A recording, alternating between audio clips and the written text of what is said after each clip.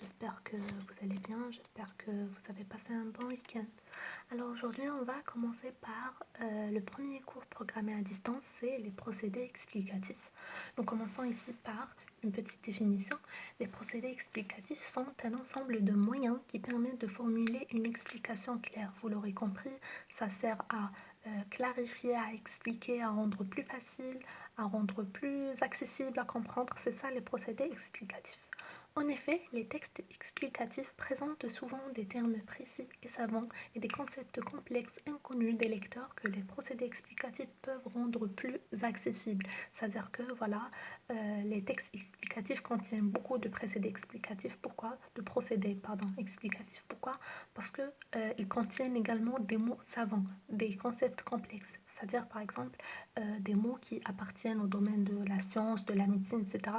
C'est des mots qu'on n'arrive pas forcément à comprendre, donc les procédés explicatifs, ils sont là, ils sont présents pour les expliquer.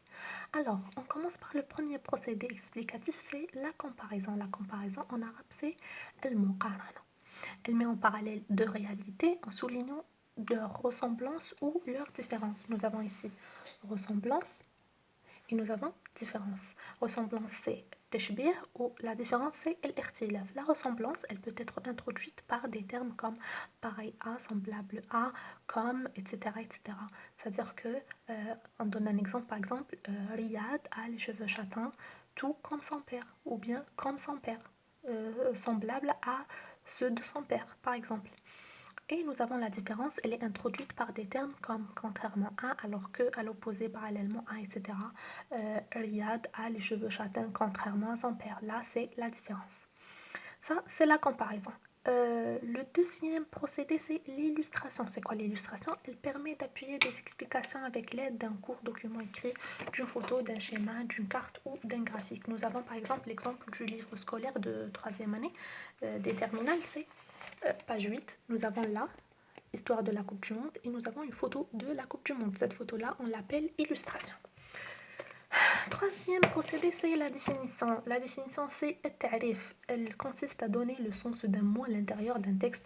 Elle peut être encadrée par des virgules, comme ici dans le deuxième exemple. Cela se produit lors d'une année bissextile, c'est-à-dire une année composée de 366 jours. Là, c'est la définition de l'expression une année bissextile qui est mise entre deux virgules. Elle peut aussi être mise entre des tirets ou bien placée entre parenthèses, comme dans le troisième exemple, un cataclysme. Et nous avons la définition de cataclysme mise entre deux parenthèses. Elle peut être aussi précédée de, c'est-à-dire, ou des verbes comme être, désigner, signifier, etc. Nous avons ici la salinité de l'eau et nous avons la définition de la salinité de l'eau. La définition, elle est précédée de l'auxiliaire être est une mesure de la quantité de sel en milligrammes par mètre cube d'eau, etc., etc. C'est ça la définition, c'est le tarif. Ensuite, nous avons, 2 secondes, pardon, voilà.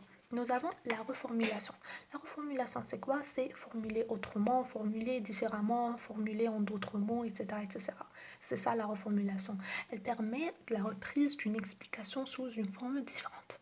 Généralement, lorsqu'on reformule, on emploie des termes plus simples afin de rendre la compréhension plus facile. C'est-à-dire qu'on ne va pas reformuler quelque chose de difficile en employant des mots encore plus difficiles. Non, la reformulation, elle doit être faite avec des mots plus simples, des mots plus faciles. Alors, la reformulation peut être encadrée par des virgules ou introduite par des termes comme, c'est-à-dire, en d'autres termes, etc., etc. Par exemple, le livre scolaire, c'est-à-dire le manuel scolaire, ou bien le livre scolaire, le manuel scolaire, en d'autres termes, le livre scolaire. Nous avons reformulé le mot manuel en employant un mot un peu plus facile, c'est livre. Voilà. Ensuite, nous avons l'exemple. L'exemple, c'est clair, c'est el mitel. C'est quoi l'exemple? C'est une forme d'illustration concrète du propos. Elle permet de faire comprendre une notion à partir des expériences et des connaissances du lecteur. Il est introduit par des expressions comme, telles que, par exemple, comme, etc. Ça, si je dis par exemple, l'exemple quoi? C'est quoi l'exemple? C'est quelque chose de concret. C'est-à-dire que le concret, c'est quoi? C'est le melmos. Si on donne par exemple un exemple des légumes, c'est par exemple les aubergines ou bien les pommes de terre, les piments, etc. Tout ça, c'est un exemple. Ensuite, nous avons la dénomination. C'est quoi la dénomination? C'est nommer un objet, c'est-à-dire qu'on va nommer quelque chose qu'on ne connaît pas son nom. Par exemple, euh, je trouve pas un exemple. Par exemple, cette invention nommée PC portable, par exemple. Nous avons nommé un objet, ou bien appelé PC portable. En dernier lieu, nous avons l'énumération. C'est quoi l'énumération? C'est citer plusieurs exemples à la fois. C'est une liste d'au moins 3 éléments. Par exemple, dans mon jardin, il y a des fraises,